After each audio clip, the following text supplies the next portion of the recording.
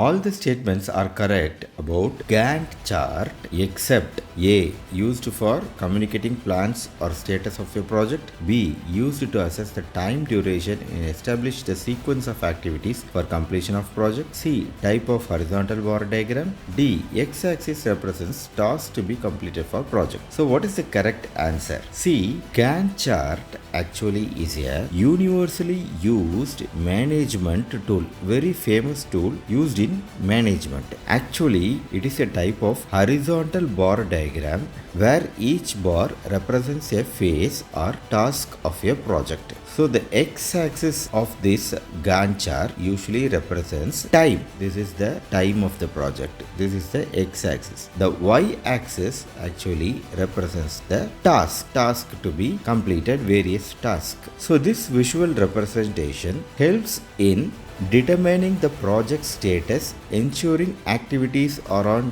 track, and understanding the interdependence of tasks. Thus, the statement A is correct, used for communicating plans or status of a project. B is correct, used to assess the time duration, establish a sequence of activities. C is correct, type of horizontal bar diagram. Whereas x-axis, horizontal axis represents time to be completed. It is not the task. So the correct answer is D.